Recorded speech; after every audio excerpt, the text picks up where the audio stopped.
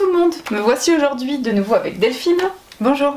Tu es paysanne herboriste et tu vas nous parler aujourd'hui des promenades en forêt que tu proposes aux gens.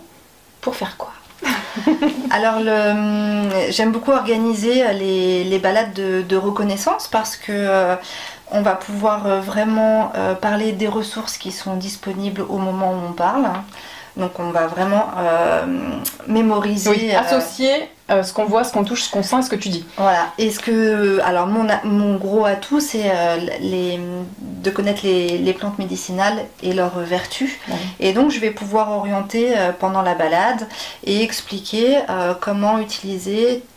Alors, quelle partie de la plante utiliser et comment l'utiliser ensuite à la maison, avec donc en plus de la partie comestible et des petites idées de recettes, vraiment la partie de prendre soin de soi et de sa famille. Et le but, c'est aussi d'autonomiser les gens, parce que du coup tu leur donnes les billes pour pouvoir faire à la maison dans une certaine ampleur, parce que voilà, faire par exemple ces huiles essentielles, ça demande quand même des huiles essentielles, voilà, pareil pour tout le reste, il y a des choses voilà.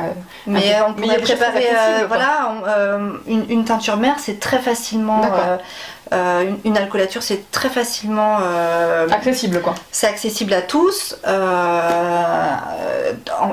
avec très peu de plantes en fait. L'essentiel c'est surtout de... Voilà, une fois qu'on est... c'est facile de trouver du contenu informatif, de savoir quelle plante fait quoi, mais en fait une fois qu'on est devant la plante, finalement on ne sait pas quelle partie par exemple utiliser, comment l'accueillir, comment la sécher, est-ce que je la sèche avant, est-ce que je la rince avant. Il y a vraiment plein de questions pratiques. Oui, et ça c'est ce qu'on va balayer ensemble. Et puis aussi on va apprendre à bien reconnaître la plante parce que c'est essentiel en fait de ne pas se tromper. C'est pas si évident que ça de pas se tromper. Bah, comme pour les champignons, j'ai envie de te dire, les champignons c'est un peu plus fatal. Les champignons c'est pire. C'est toujours le doute quoi. Est-ce que c'est la bonne plante? C'est ça. Donc on va pouvoir voir ça ensemble et puis faire ça au fil des saisons. Donc il y a un vrai intérêt. Est-ce que l'hiver il y a quand même un intérêt à aller se promener? Oui.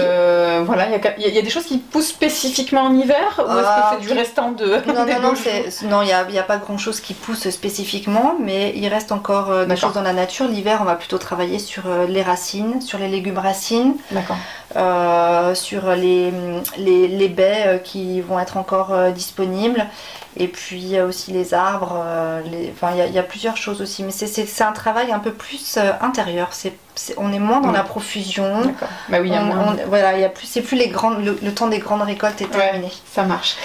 Ce qui est important dans les balades aussi, c'est de faire aussi le point sur ce qui peut être toxique. Et oui. Donc, on apprend à reconnaître ce qui est bon et puis aussi avoir ce petit côté un peu d'alerte quand on sait pas trop. Est-ce qu'on a des petits tips pour pouvoir reconnaître certaines choses? D'accord, oui, puis si on a un gros doute, peut-être qu'on t'appelle et qu'on t'envoie la photo. On s'abstient. Dans le moindre doute, on s'abstient. En fait, ce qui est vraiment important, c'est de cueillir ce qui nous est vraiment utile, ce qui est nécessaire, ce qu'on va utiliser en termes de ressources, de ne pas gâcher ce pouvoir-là qui est à notre portée, et évidemment de cueillir ce dont on est absolument sûr. Cueillir utile et en sécurité.